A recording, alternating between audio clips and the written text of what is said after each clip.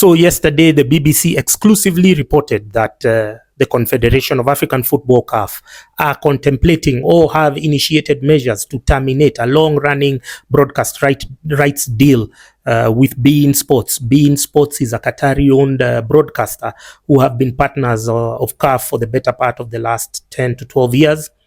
On their part, CAF are claiming, because these are unverified reports, that beIN Sports have not been updated, have not kept to their end of the bargain, have not been submitting the subversions and remittances as regards to the stipulations in the broadcast contract. And now beIN, the reports also said that they are ready to go to court to secure their asset, their sporting asset. And this is coming at a very crucial time, a very challenging time for CAF, because they are cash strapped. They have not secured any meaningful sponsorship ever since they terminated their very lucrative sports rights deal with Lagardère Sports Agency, which is a French marketing outfit.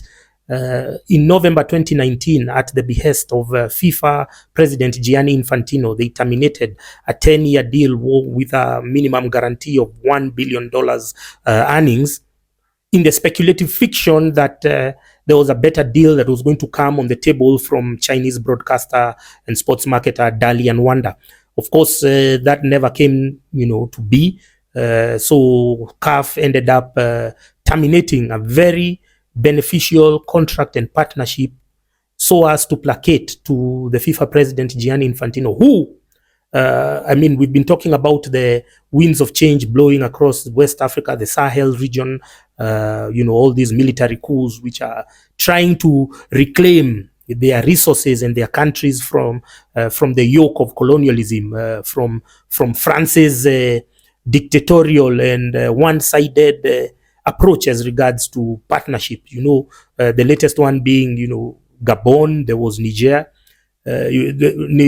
Especially the French establishment is having it very difficult. They are in denial that Niger, the terms of engagement will not be the same again, because they've been acquiring uranium ore at $0.08 per kilo, and the spot price, is over $125. So Emmanuel Macron has been throwing tantrums. He's been almost like, threatening invasion. He's been instigating the neighbors, Nigeria, Ghana, and other Western puppet regimes to do the bidding on their behalf. But clearly that's not going to happen anytime soon.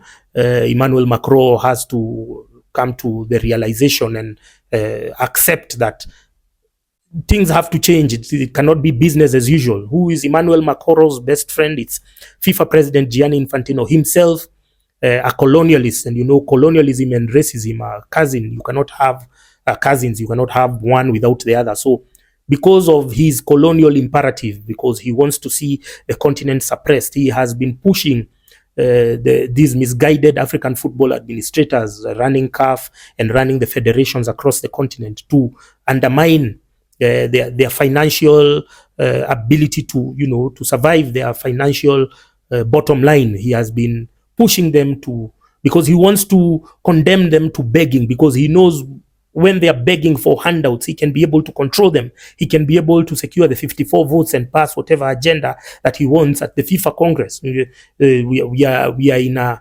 hybrid kind of dictatorial regime in football, where they manufacture consent, they create the illusion of democracy, but because they have impoverished the CAF, they have impoverished federations. Federations are not financially stable.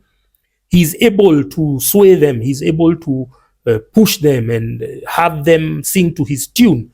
So the only reason why CAF are embarking on this termination is not for any merit.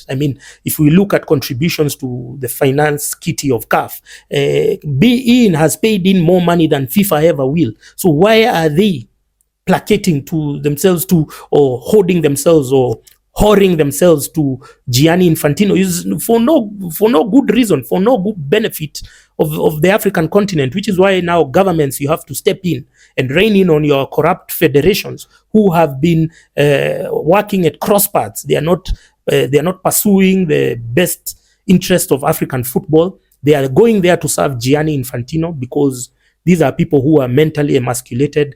They believe in this white savior mentality that Gianni Infantino is going to come. He's just been hopping on his private jet from city to city in Africa, especially around elections, promising heads of state delusions of grandeur, but he has not met any of those promises because, I mean, he has no interest in Africa. He's could we say a racist, a colonialist, but when he's speaking, he speaks, he says, today I feel like a migrant worker. Today I feel like a what? But it's nothing of the sort. There's no truth to that. He's fueled by his desire to see the African continent suppressed. And so if we are talking about the winds of change blowing, we cannot also leave CAF behind. Why should the rest of the continent be liberated, but CAF still remain under the yoke, under the chokehold of colonial and imperial forces? You understand? So your FA presidents have been working against our interests. Your FA presidents, they go to the executive committee. They, instead of passing resolutions that will be beneficial to the overall well-being of African football, they are going there to rubber stamp Gianni Infantino's toxic initiatives. So we are telling CAF and the executive committee, we are telling you, and we are not bluffing, we are not stuttering. We are telling you that if you're terminating the being rights deal, you better have a better deal on the table.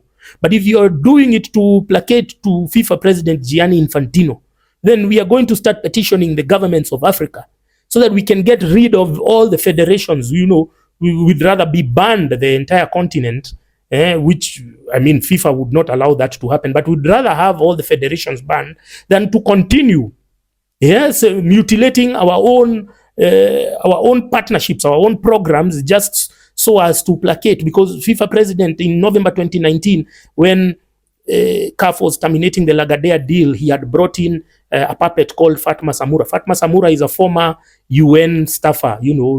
I saw the World Football Summit want to honor her for her imaginary achievements. She has not done anything. She has never even gone for something like a football clinic. All she just used to do is apply makeup with her, weaves, and go there, in hotels. She was always at fun events, at award giving ceremonies, World Cup finals, that's where, and then now the people want to celebrate her. It's very funny with the white establishment once, and how they expose their biases. It's almost like how Obama was given a Nobel Peace Prize for launching wars, especially in Africa, for contributing to the emasculation of his very own people, and it was celebrated, by the Western media establishment. So it's the same. So he had brought Fatma Samura, who engineered that termination. Now he has brought another Congolese, can we call him immigrant to Switzerland? He's a Congolese, he's a Swiss citizen of Congolese descent, and he's the one who is pushing for the termination of a being contract, not because he has a better deal. He's just created an artificial crisis. And then can we call them misguided FA presidents and football administrators are more than willing to sell our sporting right just to placate to FIFA President Gianni Infantino. This is the nature of Africans and the older generation. They see white people as their savior, and they can do anything. They can even betray their own interests so as to secure a seat at the table, so that they can be behind Gianni Infantino whenever there is a tournament. They can take selfies with him. So we need the African governments to prepare to disband their federations, all of them simultaneously. We know there are some nations which continue being Western puppets.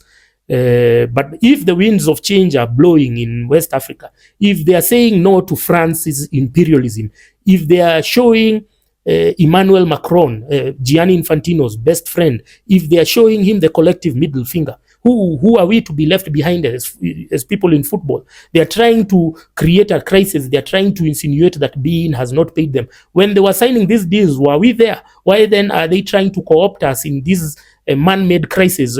Because they want to gaslight us. They want us to make noise on their behalf so that they can twist and blackmail being into some other shenanigans. We won't be part of that.